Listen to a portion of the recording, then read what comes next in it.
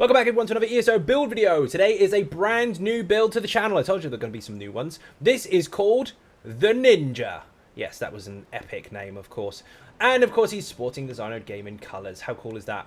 Now, most builds on my channel are generally tailored to all content. Whichever role it is, I cover all manner of different elements of a build to make sure it slots into any group or scenario. They're balanced. This is designed with one purpose, or for one player type rather. This is for the sneaky stuff, the stealing, the looting, the killing, the murdering, not just general kills, murdering people, all of that in one tidy little package. And you only really need one bar, but because the game lets you swap bars even if you don't have a weapon on the back bar anymore, we kind of need both. So I'm gonna double bar pretty much everything and just have a different ultimate. This is primarily to kill people very, very fast if they can be killed with a blade of woe, obviously, and to hide away instantly. You will never ever get caught, and if you do get a bounty, you can still wind the guards up from 3 feet away, disappear, and then stand in front of their face and they won't know you're there. This is very, very fun, and it is just for those Thief Guild stroke Dark Brotherhood enthusiasts. This is all about you. So, I mean, stats really don't make a difference, but we're going to go over them anyway. So they really don't matter, but the recovery does. Everything else is not going to affect us because we're not going to be killed, not going to be spotted, we're not going to get hit. But anyway, we've got 14.8k magicka, 23.3k health, and 29.2k stamina. We have the most important stats here. We have 1.9k magicka recovery, so we can use stealth more often. Or invisible rather, and we have 3.1k stam recovery. We are never going to run out. Of course that relies on you using a potion, but we are never ever going to run out of that. Of course you can have a resistance buff on as well if you really want to, but that's not really that important. 64 points in stamina, magical recovery Mundus Stone, and our Tatum Takeaway Broth. We're solo, we're killing stuff, we're getting loads of money. Use the gold stuff. The flat health bonus, the flat stam bonus, and the recovery bonus combined does outplay Dubious Command and Throne. The health recovery is useless because we are a stage 4 vampire and that is required. But, I mean, if you want to use Dubious, you can, but this is a little bit better. Up to you. We are now going to get into the skills, and these are very, very simple. We have 5 skills and an ultimate. Technically an ultimate on the back bar too, so we'll call it 2 ultimates. Now, again, you do not need to use 2 bars. You can use 1. But if you do accidentally bar swap, then of course you're going to have a blank bar on the back. So we've doubled them up, almost exactly the same, just to make sure if that does happen, we're covered. Skills. First of all, Resolving Vigor. We are playing solo. Of course we're playing solo. We want to make sure that we have a solo heal. And Resolving Vigor in the Assault skill line starts off as Vigor, morph it to Resolving. This one will heal you over time. Massive amount of heals, actually, every 1 second for 4 seconds. It's very, very short. You don't want to spam it, but you can use it while you're cloaked, which is quite nice. You just pop it and then just hide. And this is for when you're in trouble. I don't need to explain that anymore, apart from don't spam it. Elusive Mist from the Vampire skill line. Yes, we're a stage 4 vampire. This is, first of all, Mist form, morph it to Elusive Mist. If you activate this, you will go into a Mist form, surprise, surprise. And you will take 75% less damage, and you will run faster while in this mode. Also, it removes all immobilization effects, and you're immune to immobilization and stuns. The only thing is you can't heal or recover stats while you are inside Mist form. It's very simple. Pop this and just run like hell. Once you're safe, you're done. Turn it off. Shadowy Disguise, very simple. Oh yeah, we're a Nightblade, of course. We forgot about that. We are a Nightblade. You want to go into Shadow, you want to unlock Shadow Cloak, morph it to Shadowy Disguise. This is very easy to understand. You activate it and you are invisible for 3 seconds. Your next direct attack used within 3 seconds will always be a critical strike. We are not really using any light attacks or skills as such, although we do have one coming up, because most of the stuff is going to be a one-shot. But just in case you need to, be aware that when you come out of this, you'll crit. Next up is Bloodthirst. This is here for insurance purposes. We do not need to actively run up and stab stuff. But in the event of an emergency, maybe you have been exposed for whatever reason, and for God knows what reason you are out of resources and can't hide, which should never happen on this build, we have got a dual wield ability that basically you light attack, hit, light attack, hit, light attack, hit, just stab into them, and for doing so, you'll heal every time you do damage. So you will kill them eventually if they're smaller targets. If it's a bigger target, it's not even worth it. But if you do get caught out, you can rapid strikes the target, morph it to blood first, by the way, and constantly heal for doing so.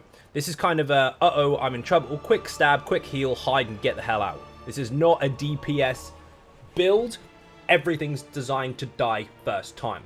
For those of you watching wondering which content you can do, no, this is not made for Maelstrom, Vatishran, Dungeons, Trials, World Bosses, none of that stuff. This is for solo, stealing, thieving. Stealing and thieving's the same thing. And murdering people. Murder is one shot. Next is Hypnosis. What do you do when you get in trouble? Panic? No.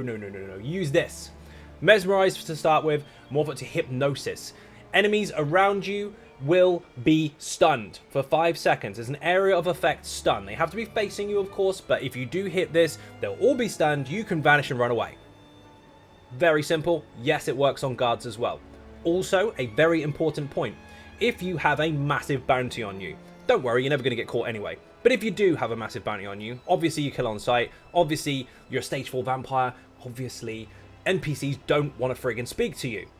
Don't worry. If you are facing the merchant, when you activate this skill, they will be in a trance for a short period of time where you can actually engage with them. So if you do need to go to a town and you found a safe merchant that you can use, that isn't near a guard or anything like that, aim this in their face, start the conversation, you can repair, sell stuff, and all that good stuff. I said stuff twice, go me. Temporal Guard. What happens if something goes really, really wrong? So, you can misform and run like hell. You can heal and go invisible. You can stun everyone, go invisible and run like hell. Or, you can rewind time.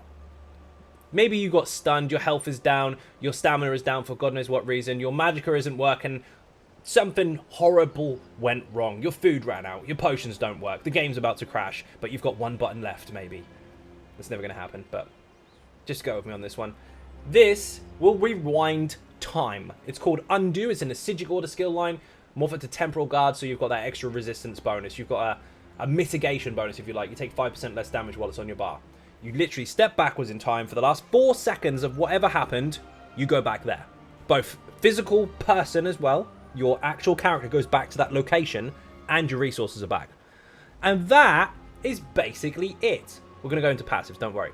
But on the back bar, just because we have to have 2 bars, because even if you've got no weapons, you will still be able to, in case we do accidentally swap bars, we've got the same skills on the back as we do the front, so you can play the game exactly the same, but with a little bit of a twist. We may as well take advantage of extra abilities. So we've got Sword and Board on the back for more protection, we've got Mirage for even more protection, and we've got a block ulti that reflects shots. So if you are in deep, deep trouble, and you don't think Temporal Guard is going to cover it, activate this, everything firing at you will ping back at the enemy, you can just run like hell. You don't need to worry about 2 bars, but just in case you do swap by accident, we've got this on the back bar. In fact, you could just go Sword and Board on both, it doesn't matter. We're not going to be doing damage with a DPS skill anyway. Again, that's just there for insurance. Passives, important stuff, of course. Now, these aren't all important, but we are going to go over the passives regardless. This will increase your pen behind enemies. It's not important. We're going to be invisible. We're going to kill them in one shot anyway. But increase the duration of stun from sneak. That can sometimes be handy. So get that. When an enemy dies, within 2 seconds of being damaged by you, you restore magicka and stamina. That doesn't necessarily always tie in with what we're doing, but we'll take it anyway. This increases your weapon and spell crit rating. Not important. Don't even bother with it. This increases your crit damage. Again, I mean, it's not important, but if you do want to have it just in case you heavy attacks from behind, I mean, you can line these up. It's up to you. But this here, I mean, essentially you have to have an ability from this bar or this skill line on your bar. We only have it on the back one, so this one's a bit of a negative. Shadow, of course, increases your stamina, health, and magicka recovery. Excellent, we've got that. Casting a Shadow ability grants you major resolve, so if you do go invisible, you get a resistance buff. How handy is that? Increases your max health by 3% for a Shadow ability on the bar. We've got that. Excellent. And increases the duration of your non-invisible based Shadow abilities by 2 seconds. That's not relevant. We're not using any of them. Don't even bother with it. Siphoning. We're not actually using any skills from here, so this is going to be a bit meh. A couple of them are important, though. After drinking a potion, you gain 20 ultimate. 20 was hard to say then, did you notice? 20 ultimate. This increases your maximum magicka for a siphoning skill beyond your bar. We don't need it. We're not having any. This increases your healing done while having an ability on your bar. We don't have any, don't need it. And this, when you cast a Siphon ability, you get 2 ultimate back, and it happens once every 4 seconds. Don't need that either. The only thing you need is Catalyst to get the ultimate back from drinking a potion. Make sure you use potions, they give you recovery. One hand and shield, you are going to want these passives if you choose to have sword and board on the back. So these technically are not that important for the reduction to cost, but obviously the block reduction is quite nice. The increased weapon and spell damage is not essential, but the block reduction, again, damage mitigation is important. This is for bashes and stuff. We don't really care about the damage, but we do want the reduction to cost for that. And this increases the damage you can protect yourself against from projectiles, and of course increases your movement speed versus the penalty you get for blocking. All of them do have passive bonuses to them rather than just for the skills, so it is going to be relevant, but if you don't have enough points, honestly, you're not even going to need this anyway. It's just fun. So if you don't have a lot of skill points, you don't have to get these, but if you do, then obviously that's going to benefit you when you are actively using your sword and board. For the most part, you'll never bloody need it. Dual wield increases the damage done of dual wield abilities for low health targets. Not massively important, we're not going to be killing them like that, but just in case you do end up spamming something to death, of course that helps. This increases the weapon and spell damage of your offhand weapon. Again, we're not doing much damage in the way of our usual traditional skill spam and stuff, but if you do, again, that's quite helpful. Reduces the cost of the abilities, sure. Gives you a damage bonus against immobilized, stunned, or disoriented targets or silenced targets. Let's be fair, we're going to kill them with one shot anyway, but get it just in case. And again, this does give you a bonus based on the weapon types you have. So this is entirely up to you. I've chosen daggers on the front bar for the crit bonus. It's very, very small compared to what the rest of the build has, but I mean, that will give us a nice crit heal occasionally if we really need it, but it really doesn't matter which weapons you choose. You can ignore all these passives if you want, and you can ignore all these passives if you want, because if you're good at this setup, you're never going to need them anyway. And light armor, nope, no light armor. Medium armor all the way. 7 medium. This will increase your crit damage. Whoopie-doo, not interested. This will increase your stamina recovery. We do want that. This will reduce the stamina cost of your abilities. We do want that because we are using a couple of stamina abilities. This reduces the cost of sneaking per piece worn, so we've got 49% reduction there, and reduces the size of your detection radius up to 35%. That's massive. I'm going to demonstrate that in a moment. This increases your weapon and spell damage, not relevant. And this increases your movement speed while sprinting. Yes, we need that. And reduces the cost of dodge roll. So everything here is about your evasion and recovery. All the other stuff, the damagey stuff, again, you can skip those if you really want to. I wouldn't advise it just in case you want to do some quests, but the choice is yours. Now, we are, of course, going to take advantage of this skill line here. This is for picking locks and stuff, right? Not just that. So, reduces the cost of sneak by 40%. Increases the chances of successfully pickpocketing by 50%. Increases the number of fence interactions you can use each day. So there is a limit on how much you can sell to the dodgy dealers in the Thieves Guild, which you've increased now. Improves your chances of forcing locks. And also reduces bounties you willingly pay to the guards and fences. So if you do ever pay off your bounty, it's going to be cheaper. That one's not massively essential because, let's face it, none of us are going to pay off our bounty. If we can never get caught, we're going to rack it up. Be one of those outlaws that everybody puts on their bedroom wall and say, oh, I wish I was as cool as them. We are also using the vampire skill, and we need this. Ignore movement speed penalties while sneaking. While sneaking, you're slower. Not for us. Also, decreases the time it takes to enter sneak. We can enter sneak really fast, almost a second, and we are gone. When you leave sneak, invisibility, or misform, your weapon and spell damage increases. We're killing stuff with single hits, and they're dying straight away. That's not massively important, but for the fun of it, you can, of course, have that, especially if you're doing quests. Reduces your damage taken by up to 30% based on your missing health. So the lower health we have, the less damage we take. So if we are in shit, that's going to help us. And reduces the cost of sprint by 50%. Massive reduction there. And if you continuously sprint for 3 seconds, or more obviously, starting at 3 seconds, you automatically become invisible. So we've got invisibility here on tap, massive recovery. Keep spamming this every 3 seconds, you'll never be seen. Or we could just fucking run. Sprint, and you go invisible. You're really hard to catch if you just run away from a guard. So we don't use any skills apart from we stun the guard. They're stunned for 5 seconds. We sprint for 3. They can't even see us anymore. Win-win. Easy peasy. Dark Brotherhood, of course, these are important. You are going to want to do some quests and unlock all the bonuses and stuff for this. So obviously the latter, or the later end of the build, can't even speak, the later end of the build, this optimized version of it, you are going to have to build up to. You're going to have to get these quests done. You're going to have to get your dailies done and all that good stuff. You don't have to be level 12, of course, but you do want to get some of these passives because they are really, really helpful. Now, if you do obviously get all your passives and bonuses for your sword and board and your dual wield, then that will make you actively capable of killing stuff inside quests. So this is somewhere where you might want those passives, but if you've already got all this stuff, then you don't. It's fine. Anyway, we're going to go into these. These are very important. This is Blade of Woe, okay? You pick up your first quest for the Dark Brotherhood in the Gold Coast. They'll give you the Blade of Woe ability. You sneak behind the target, crack the synergy button, one shot, dead. That's the whole point of the build. You must have this. You don't need Dark Brotherhood 10 or 12 or 3 or 7. You just need level 1. Then you've got all the good stuff. Bounty and heat resulting from a witnessed murder or assault is reduced by 50%. Nice. Grants you major expedition, increasing your movement speed when killing an enemy with a Blade of Woe. So you kill someone, you dart, you're gone. Really fast running, and you've gone invisible.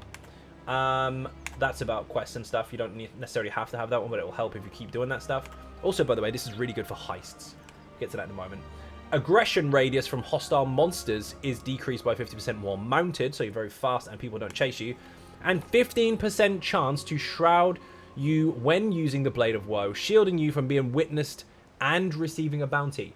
So people may ignore your actions. When we get to the champion points, you're going to see where this is really going, especially the gear as well. They both line up together, and you're really hard to spot killing people. And even if you do get caught, they'll just give up because they can't see you anymore. Fighters Guild is somewhat important. I mean, you could get this for the ultimate for getting a kill, but it's not really necessary if you don't want to. So if you want, you can skip the whole thing. Psijic Order, of course, this is actually quite helpful. We have got Temporal Guard on the front bar. So, of course, if we do... you want this to reduce the cost of Psijic Order abilities, obviously. If we do use our block, we do get a damage shield. And yes, you can do that in invisibility as well.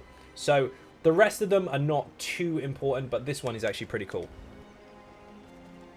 Now, Thieves Guild is very important. This will decrease the bounty that you have by 115 after 3 minutes. And the heat is decreased by 64 after 3 seconds. So this will constantly reduce your bounty and kill on sight kind of status, if you like.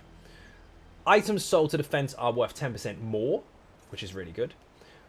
This will allow you to basically say, I don't want to be arrested today. And you have a minute to basically get away from them. Otherwise, they'll arrest you next time. It's a free pass, but you're not going to get that because you're going to be red heat all the way anyway. So you don't necessarily need that. When you have a bounty or are in combat, you have a chance to spot a footpad in a town. Basically, you'll have this guy waving a torch, and you can just run to him and go to the Thieves Guild. And decreases detection range of witnesses and guards by 10%. Witnesses and guards are thus less likely to notice criminal actions, though this has no impact on the range from which guards will accost you. So they'll still come and arrest you if they are in range. But they are harder to piss off, basically. They won't spot you as much. These are very important. Undaunted, of course, if you do take synergies, which you shouldn't because there aren't any, you'll get resources back. If you do have any armor worn, each type will give you 2% magicka, health, and stamina. These are helpful passives, but if you're not doing dungeons, you won't get them. It's not important. It's really not. While these are very important passives generally, I mean, your health and your stamina and your magicka, I mean, they're barely going to get hit. You can get away so quickly, it's not necessary.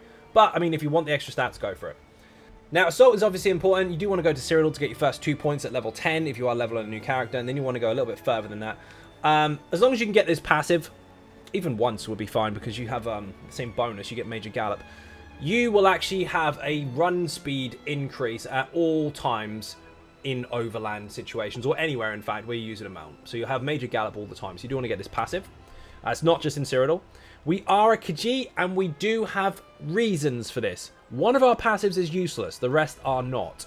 So, This increases recovery for all 3 stats. This increases the flat stats for absolutely everything that we have. And of course, this passive is hit and miss. If we crit something, we're obviously in combat with it. We're not going to be in combat with anything because we're just going to nuke it in one hit. So the crit damage bonus is meh. So-so. In a situation where you might be doing a quest or stabbing something because you have to, then of course that might help, but it's going to be rare. But what does help is it decreases your detection radius by 3 meters, which does stack with medium armor detection radius here. So Khajiit and medium armor are very, very effective for not being spotted. You do want medicinal use because you want to make sure your potions can last as long as possible because all 3 give you recovery. Yes, we're using tripods. Now we're going to get into the gear. This is done on purpose. Obviously, it's not just shit thrown against the wall for the hell of it. These do work very effectively with everything we've got running, and I will demonstrate how this all works together after the champion points. But remember I said you can use 1 bar. If you're on PC, unbind your bar swap button for this particular setup, and you won't ever have to swap bars. If you're on console, if you accidentally bar swap, you'll have a blank bar, so that's why I've given you 2 bars. Whereas one's dual wield and the other one's sword and board. Same set on both bars, doesn't make a difference, it's absolutely fine. But you can use a 2-hander, you can use sword and board, you can use dual wield. Technically the weapon doesn't matter. But for the purpose of this particular video, double daggers on the front, Darlock's Bray, and we're also using that on the jewelry. 2 pieces of jewelry, by the way, and 1 shoulder. Now you can put these in any order really because they're all medium anyway, but this is very, very important. This will give us mag recovery, stam recovery, and reduces the radius in which you can be detected, yet again, while sneaking by 2 meters, and reduces the cost of sneak by 10%. Our reduction to cost for sneaking and our detection radius is ridiculous. Also, while sneaking or crouching, you don't actually have to be invisible right now. You just have to be crouching. So if you hit that teabag button, yeah, we know which one that is, and you just leave it so you're crouching, you will constantly restore 670 magicka and stamina and heal for 670 as well. Every second. And yes, while you're sneaking, because we're quite fast while sneaking, you can basically spam invisibility just in case if you're going past things that would normally spot you, because our recovery is so high it fills up by the time it runs out. Now, the jewelry is 2 pieces jewelry. All in stam recovery, all in swift, and we're using the Ring of the Wild Hunt. Now, you don't actually have to choose to use this if you don't want to, but if you do, you'll have that upfront speed boost while you're not in combat versus the one that we're actually building up from the set. Technically, once you peak with the set and this, they are roughly the same, but while in combat, the stacks from the other set do actually mount up, and it does really make a big difference. So you want 1 neck, 1 ring, Ring of the Wild Hunt, and 1 body piece of your choice. The other set, of course, for the monster helmet, we aren't actually using a full set because technically this is a solo setup anyway. So if you did have Undaunted keys, or you picked this up from Cyrodiil, or maybe you're in a pug and you just managed to get one, you want Bloodspawn. Very simple, Spindle Clutch 2 dungeon, not too difficult these days for most groups, and you just want the 1-piece medium, whether it be the shoulder or the head, because of the recovery bonus. There are other monster helmets that give recovery bonuses as well, you can choose that if you want to, but any other stat, crit, pen, anything like that is not going to make a difference because we're going to one-shot stuff. So 1-piece bonus there. The other set used to be shit. Now it's not. This is Sithis. All in medium. Yes, you can get it in multiple different weights. We are medium on purpose. Now, stamina and magicka and weapon as spell damage. Weapon as spell damage is the useless one for us. When you kill an enemy, you gain a 5% movement speed bonus for 30 whole seconds. And you become invisible for 3 seconds. So you get a kill in any manner, you will disappear and be faster. And this can stack 20 times. So yes, that's right, you get a 5% bonus 20 times. If you can do the maths on that, you know how fast you're going to move. Now that also stacks with everything else we're doing. Yes, there is a cap for run speed, but when you have Ring of the Wild Hunt, obviously you're going to be much, much faster out of combat. When you're in combat, you have a much less speed bonus, but this actually closes the gap. Regardless of the speed bonus, you kill, you become invisible. Now I'm going to get to the champion points, and I'm going to show you where this lines up with your CPs. So, the blue stuff doesn't matter. None of it matters. You don't need any slottables at all because we're not built for DPS. But if you want to get the nice passive bonuses that are all in white here, these will increase your stats. These will increase your stats as well if you really, really want them. But, I mean, you could just pack out all your resistances and fill up on resistance slottables so that you don't die. These are not going to be helpful. So ignore them. So, we have health, we have armor, and we have recovery. The next red slottable that you really want to use is really up to you. I mean, this is a good one. If you get stunned, you break free automatically. But then all these flat passives, like detection radius. This wasn't in when I put the stats in the first place. All this stuff wasn't there. These are nice, extra tiny bonuses. But most of the time, you're not going to see the difference. Because although this is very, very powerful, good detection radius reduction there, we can already stand 2 or 3 meters away from a guard in their face. So this might be overkill. All these are quite handy, but get them in your own time. There's no rush. If you've got no champion points, it's not the end of the world. You can actually still use this. But the ones that are useful in combat for the first time ever, because they're usually not. This is between combat, obviously. Movement speed increase. Great, get that. This one here, obviously, if you unlock a treasure chest, you will get higher quality loot. Sorry, I overwrote the wrong one. This one here. This is about weapon enchants, not going to be useful. If you want to escape the guards, of course, then 25% of your current heat, but not bounty, is actually wiped, so you're not kill on sight, which is quite handy. Increases your chance to get higher quality loot when pickpocketing, very helpful. And, above all, there are other bonuses here that you can get, by the way. Reduce penalties for movement speed and sneak, that's a very good passive. Reduces the radius in which you can be detected while sneaking again, which is a good passive. These are all quite helpful. Extra gold from safe boxes. All these are very nice, so do get them. For once, all these passives are actually very, very beneficial. But this here is the bread and butter. This is what you really want. When you kill an enemy with Blade of Woe, remember when we get a kill, we go invisible? When you kill an enemy with Blade of Woe, you become invisible for 5 seconds after a short delay while distracting nearby enemies or potential witnesses. While under this effect, you can cast Blade of Woe. So usually if you cast Blade of Woe and someone spots you and you hit invisible, you can't use it again until everyone is unaware of you. This allows you to use it again. But how does that work? 3 seconds when you get a kill from the set we're using will basically make you invisible while you're stabbing them. Sometimes people might not notice you because of your passives, but then obviously invisible will wear off. Then, after a split second, this will kick in afterwards, making you invisible again, ready to stab the person that may have spotted you in the back with an ability that wouldn't normally work when you go invisible. After the kill. It's nuts. You can't stealth and Blade of Woe when someone's aware, but with this passive, you can. Now I'm going to demonstrate how this works. So first of all, target dummies can see you. So if I hide, he's going to see me trying to hide. Oh no. But if I hide behind him, and then I try and walk in front of him while I'm hidden, he cannot see me. He cannot see me at all. Now let's go into Auradon and see how this works. You know how long I've been looking for you. So, I am going to go and stab people and wind the guards up. First of all, let's hide, shall we? How would you like to do something worthwhile? The guard cannot see me. Even in his face. Now he can. Let's hide again. So the range in which the guards can spot you is basically the length of their nose. If you're not under their nose, they can't see you. So let's piss them off. Haha! Oh no. Misform, he can't hurt you. And you can't be rooted. See? Nothing. Stun. Hide. Run. With infinite recovery. Hide again.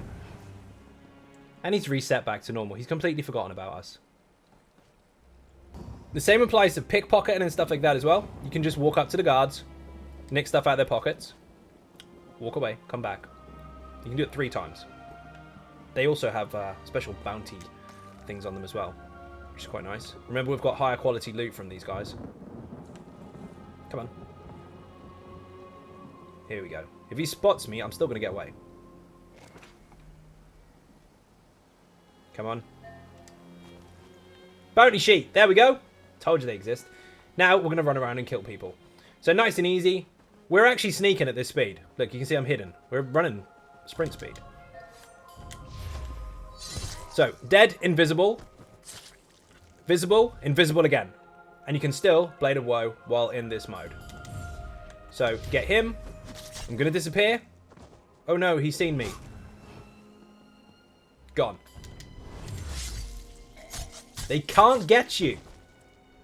And even if they do, you spam your actual invisible and you're good to go. Kill him. First invisible kicks in. Second one kicks in. Kill him. You can murder entire towns. Entire towns of NPCs. Like these guys here, I'm going to kill all of them. And they will spot me. I'm going to go invisible again. And there's nothing they can do. Your bounty goes down quite quick, but if you want to keep it, keep it. Now, how is this useful anywhere else? So, obviously, we can murder entire towns, loot all the stuff, go to the fence and sell it all. But we can also kill actual enemies as well. No, I don't want to talk to you. I'm going to run away. Bye.